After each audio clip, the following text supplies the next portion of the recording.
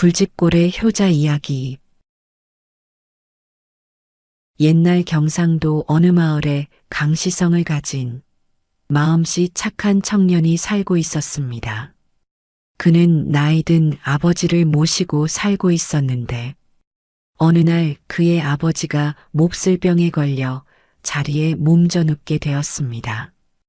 효성이 지극했던 강청년은 백방으로 약을 구하여 아버지를 간호하였으나 시간이 갈수록 차도는 없고 오히려 병세가 악화되어 이제 죽음을 기다릴 수밖에 없는 처지가 되고 말았습니다. 어떻게든 아버지를 살려야겠다는 일념으로 겨울 수박이 좋다는 말을 듣고 눈 덮인 산속을 헤매기도 하고 용의 비늘을 삶아 먹으면 낫는다는 이야기에 저수지나 늪을 찾아다니느라 지칠 대로 지쳐 있었습니다. 그러던 어느 날 자정이 지나도록 잠을 이루지 못한 채 아버지의 병환을 걱정하고 있는데 갑자기 문이 열리며 싸늘한 기운과 함께 소복을 입은 한 여인이 방으로 들어오는 것이었습니다. 강청년은 깜짝 놀라 말문이 막힌 채 벌벌 떨고 있었습니다. 놀라지 마십시오. 한 많은 여인이 소원을 풀고자 찾아왔습니다. 저를 도와주시면 은혜로 당신의 아버님 병을 낫게 해드리겠습니다. 여인의 음성은 구슬이 굴러가듯 청아하였으며 이목구비가 반듯한 얼굴은 절세의 미인이었습니다. 이윽고 정신을 차린 강청년은 자세를 고쳐 앉고 정중히 말했습니다. 무슨 사연인지 모르겠으나 날이 밝아서 찾아오시면 될 일이지. 이 깊은 밤에 이런 무례한 일이 어디 있습니까? 여인은 조금도 흐트러짐 없이 담담한 표정으로 말했습니다. 죄송하기 이를 데 없습니다. 그러나 화급을 다투는 일이라 조금도 지체할 수가 없습니다. 화급을 다투는 일이란 도대체 무엇입니까? 어디 한번 듣기라도 해보지요. 강청년은 의아한 생각이 들어 조급히 물었습니다.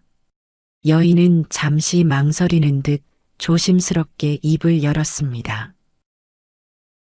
내일 아침이면 당신의 부친께서 세상을 떠나실 것입니다. 만약 제 부탁을 들어주시면 낫게 해드릴 수 있습니다. 그게 무슨 소리요?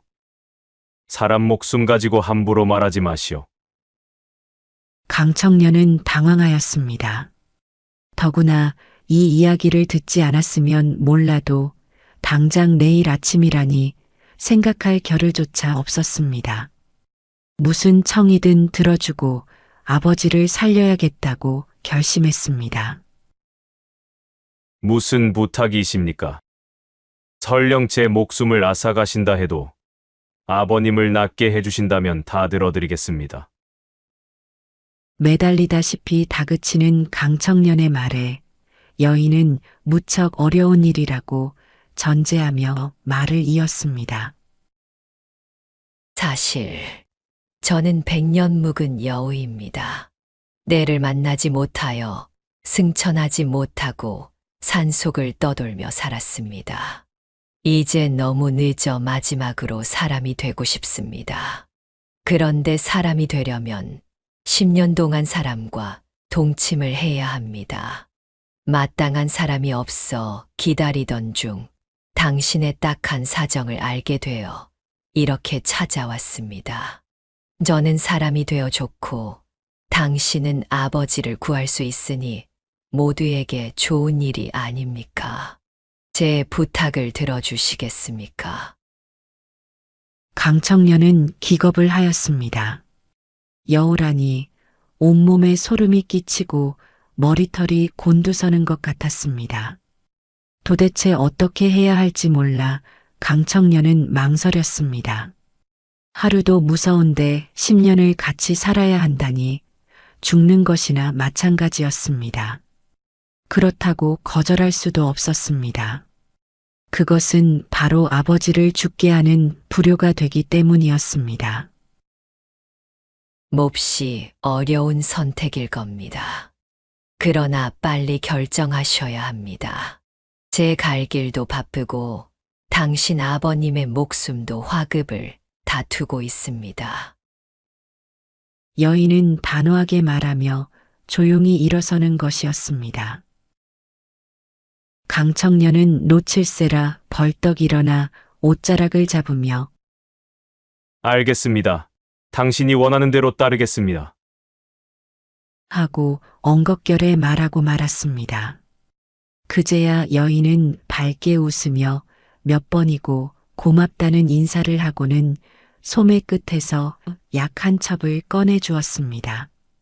그리고 시간을 지체하지 말고 곧장 다려드리라고 말한 후 홀연히 사라졌습니다. 강청년은 여인이 사라진 곳을 한참 바라보다가 정신을 가다듬고 약을 다려 아버지께 드렸습니다. 잠시 후 참으로 신통한 일이 일어났습니다.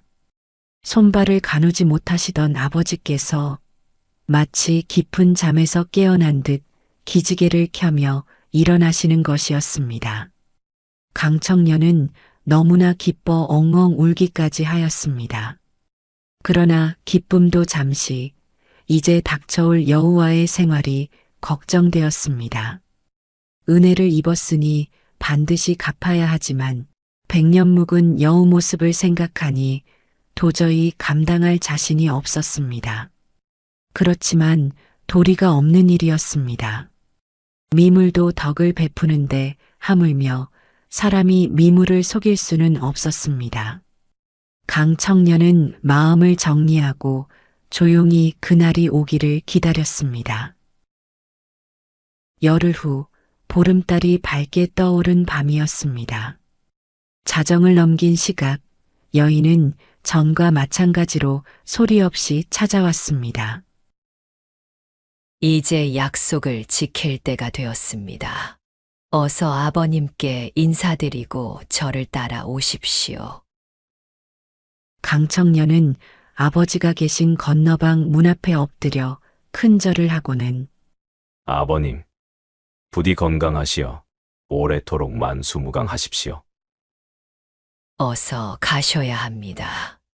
여인의 말이 끝나기도 전에 강청년은 일어섰습니다.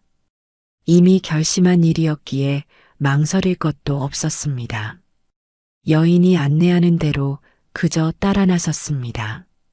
어두운 밤길은 청년의 마음을 더욱 긴장시켰습니다. 한참 후 산속 깊이 들어가니 어느 조그만 굴이 앞에 보였습니다. 이곳이 우리가 살 곳입니다. 여인은 나직이 말하며 먼저 기어 들어갔고 강청년도 따라 들어갔습니다.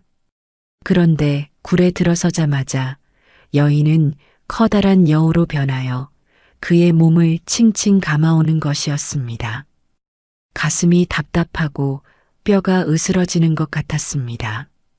그러나 강청년은 눈을 감고 당연한 것으로 생각하고 참았습니다. 이제 너는 어쩔 수 없다.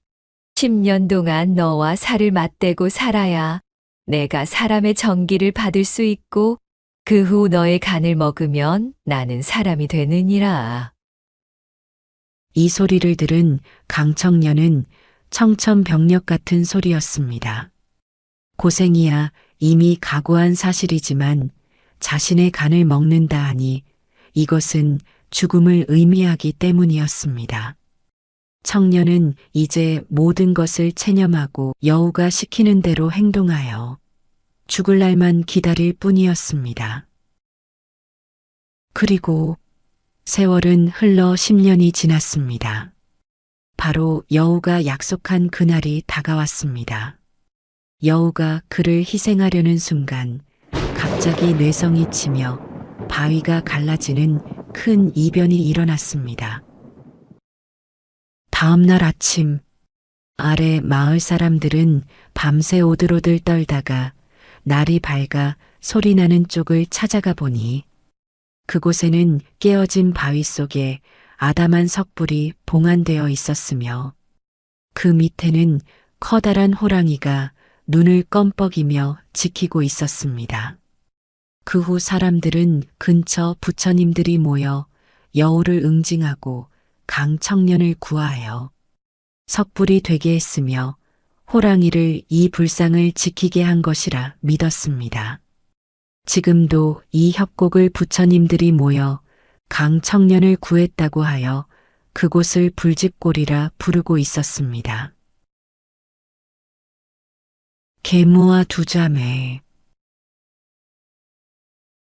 충청남도 당진시 대덕동에는 봉암산이라는 아담한 야산이 자리하고 있습니다. 이 산 정상에는 두 개의 바위가 나란히 서 있는데 사람들은 이를 형제바위라 부릅니다. 이 바위에는 오랜 세월 전에 내려오는 애틋한 사연이 깃들어 있습니다. 옛날 봉암산 아래에는 금슬이 좋은 부부가 살고 있었습니다. 그들 슬하에는 사이가 각별한 두 딸이 있었습니다. 그러나 어느 해 부인이 병을 얻어 시름시름 앓다가 세상을 떠나고 말았습니다. 남편은 딸들과 함께 하루하루 살아갔지만 아내 없는 살림이 제대로 될 리 없었습니다. 깊이 고민하던 남편은 새로 아내를 맞아들여 딸들에게 안정을 주고자 하였습니다. 새로 맞아들인 아내에게는 아들이 하나 있었으나 5 식구가 서로 이해하며 오순도순 살아갈 수 있으리라 생각하였습니다. 남편은 아들을 각별히 보살폈는데 그래야 새 아내도 자신의 딸들을 잘 돌봐줄 것이라 여겼던 것입니다. 그럭저럭 몇 해가 흐르면서 두 딸도 자라 부엌 일을 하고 샘가에서 빨래를 하게 되었습니다. 그러나 새어머니는 방 안에서 편안히 지내며 모든 집안일을 딸들에게 맡겼습니다. 딸들은 일을 그저 그러려니 하며 묵묵히 감내하였습니다. 그러던 어느 날 큰딸이 일터에서 돌아온 아버지를 붙잡고 엉엉 울었습니다. 아버지가 이유를 물었으나 큰딸은 아무 말도 하지 않고 계속 눈물만 흘렸습니다.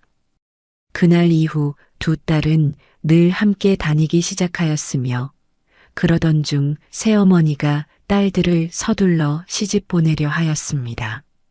결국 큰딸이 먼저 시집을 가게 되었고 작은 딸은 점점 풀이 죽어갔습니다. 게다가 새어머니의 학대는 점점 심해졌으나 아버지는 이를 전혀 눈치채지 못하였습니다. 어느 날 아버지가 장에 간 사이 새어머니는 작은 딸을 심하게 매질하였습니다. 새어머니, 왜 이러세요? 제가 뭘 잘못했나요? 이것이 어디다 대고 대꾸질이야? 새어머니는 동생이 말대꾸한다며 더 매질을 하였습니다. 견디다 못한 작은 딸은 그 길로 시집간 언니를 찾아가 하소연하였습니다. 언니, 나 도저히 살 수가 없어. 엄마가 너무 보고 싶어. 그래, 이렇게 왔으니 엄마 산소에 다녀오자꾸나. 자매는 엉엉 울며 세상을 떠난 어머니의 묘소를 찾았습니다. 어머니의 묘 앞에 엎드려 오열하던 자매는 결국 함께 죽기로 결심하고 묘 앞의 소나무에 목을 메고 말았습니다. 밤이 깊어도 작은 딸이 돌아오지 않자 새어머니는 혹시나 하는 마음에 친어머니의 묘소를 찾아갔습니다. 그러나 그곳에서 두 자매가 숨진 모습을 발견하였습니다. 새어머니는 깜짝 놀랐지만 본래 악독한 성격이었던 터라 아들과 함께 아무도 모르게 두 딸을 그 자리에 묻어버렸습니다. 그 후 마을에 부임하는 원님들은 부임한 당일에 모두 갑작스럽게 세상을 떠나는 기이한 일이 반복되었습니다. 그러던 중 한 젊고 지혜로운 원님이 부임하였는데 그는 담력이 대단하였습니다. 첫날 밤 원님이 잠자리에 들려하자 바람소리와 함께 촛불이 꺼지고 머리를 풀어 헤친 두 여인이 나타났습니다. 놀라지 않은 원님은 정신을 가다듬고 조용히 자리에서 일어나 물었습니다. 그대들은 어찌하여 부임한 원님들에게 원한을 품고 이러는가? 그러자 한 여인이 대답하였습니다. 원님께 원한이 있는 것은 아닙니다. 다만 저희 사연을 들어주기도 전에 원님들이 놀라서 세상을 떠나시니 어찌할 방법이 없었습니다. 그들은 지금까지 겪었던 일을 털어놓으며 원님께 원한을 풀어달라고 간청하였습니다. 이에 원님은 이를 흔쾌히 승낙하고 다음날 아침 일찍 봉암산에 올라 두 자매가 묻힌 곳을 찾아내어 정식으로 묘를 만들어 주었습니다. 또한 계모를 잡아들여 자백을 받고 그녀의 죄를 물어 목을 베어 강가에 버리게 하였습니다. 그리하여 원님은 무사히 부임을 마칠 수 있었습니다. 얼마 후 원님의 꿈속에 두 자매가 단정한 옷차림으로 나타났습니다. 그들은 방긋 웃으며 선계에서 잘 지내고 있으니 감사드립니다. 라며 인사를 하고는 사라졌습니다. 이날 봉암산 정상에서는 천둥과 번개가 요란하게 치는 소리가 들렸습니다. 원님이 사령을 보내 확인해 보니 두 자매가 목을 맸던 소나무가 벼락을 맞아 쓰러지고 그 자리에 커다란 바위 두 개가 솟아올랐다고 하였습니다. 원님은 직접 봉암산에 올라 바위 앞에서 큰 절을 올리고 이를 형제바위라 명명하였습니다. 또한 마을 사람들에게 이 바위에 돌을 던지거나 훼손하는 일이 없도록 하라고 명하였다고 전해오고 있습니다. 쌍화도의 사랑 이야기. 충청남도 보령군 소성리 마을에서는 언제부터인가 음력으로 3월 삼진날이 되면 어부들이 고기 풍년을 비는 풍어제를 지내오고 있다. 이 마을 앞 바다에는 쌍화도라는 섬이 있는데 이는 두 개의 섬이 서로 맞대고 쳐다보고 있는 듯한데 여기에는 두 남녀의 아름다운 사랑 이야기가 전해 내려오고 있다. 그 전설의 내력을 살펴보면 때는 조선시대 수양대군이 단종을 몰아낼 무렵에 한양에는 김도령이란 사내와 연인왕자라는 아리따운 여인이 살고 있었는데 이 청춘 남녀는 서로가 진실로 사랑하는 처지였다. 그러나 불행하게도 두 사람의 아버지 사이는 원수처럼 지냈던 것이다. 이러한 처지는 사랑하는 두 사람에게 크나큰 걸림돌이었으나 그래도 두 사람의 사랑은 날이 갈수록 더욱 깊어만 갔다. 그런데 어느 날 갑자기 김도령은 아버지의 명으로 과거 시험을 위해 쌍화도에 들어가 학문에 전념해야 하는 처지에 놓였다. 김도령이 떠나던 이별의 시간에 연인왕자는 하염없이 눈물을 흘렸으나 결국 김도령은 쌍화도로 떠났다. 그러나 쌍화도에 도착한 김도령 역시 단 하루도 연인왕자의 생각을 잊을 수가 없었다. 한편 단종을 패하고 왕위에 오른 수양대군은 단종을 추종하던 신하들을 역적으로 몰아처단하기 시작하였다. 김도령의 아버지가 그만 역적으로 잡혀 죽음을 당하였는데 그는 단종의 신하였던 것이다. 그에 반해 연인왕자의 아버지는 수양대군의 신하였다. 그러던 어느 날 연인왕자 아버지 방에서 쌍화도에 있는 김대감 아들을 처치해야 하겠소. 하는 말을 들은 연인왕자는 깜짝 놀라 당황하였다. 그리고는 이 사실을 조금이라도 빨리 알리기 위해 밤길을 타서 곧바로 쌍화도를 향해 떠났다. 그런데 이게 웬일인가? 쌍화도로 가기 위해 먼 길을 왔건만 심한 풍랑으로 배가 출항할 수 없는 지경이었다. 아무리 후한 배삭을 준다 해도 어느 누구 하나 선뜻 나서는 사공이 없었다. 저 멀리 보이는 섬에 김도령이 있다는 생각에 그녀는 자신이 직접 배를 저어 나갔다. 몰아치는 비바람도 아랑곳하지 않고 김도령이 있는 섬으로 향하였던 것이다. 그리하여 연인왕자는 겨우 섬에 다다르게 되었으며 섬에 닿자마자 목이 터져라 김도령을 불러대었다. 한편 김도령은 저 멀리 한 여인을 발견하고 이내 연인왕자란 걸 알아차렸다. 그러나 불행하게도 막연히 쌍화도로 찾아온 연인왕자는 두 개의 섬 중에 남쪽 섬에 찾아들었고 김도령은 북쪽 섬에 위치하고 있는 것이었다. 그녀는 도령에게 위기 상황을 힘껏 외쳤으나 김도령에게는 들리지 않았다. 그런데 그 풍랑 속에서도 조정에서 보낸 도령을 처형하기 위한 배가 나타났다. 연인왕자는 그걸 보자 바로 북쪽 섬을 향해 노를 저었고 이 광경을 보게 된 김도령은 바닷물에 뛰어들어 연인왕자의 배를 향해 헤엄쳐 나갔다. 바로 그때였다. 하늘에서 갑자기 큰 천둥 소리와 함께 번개가 치고 먹구름이 내려오더니 김도령을 처형하러 오는 배를 침몰시키고 낭자와 도령을 감싸더니 하늘로 올랐다. 하늘에서 그들의 사랑을 맺어준 것이었다. 그러나 두 남녀는 지상에서 사랑을 맺길 원했고 이것을 알게 된 옥황상제는 그들을 두 마리의 용으로 만들어 하나는 남쪽 섬에 하나는 북쪽 섬에 내려보내 3월 삼짓날에 만나도록 하였다 한다. 그 후부터 언제부터인지 이 지역에선 매년 음력 3월 삼짓날에 제사를 지내는데 이때 하늘에서 두 줄기 먹구름이 생기면 고기잡이가 풍년이 된다고 전해오고 있다.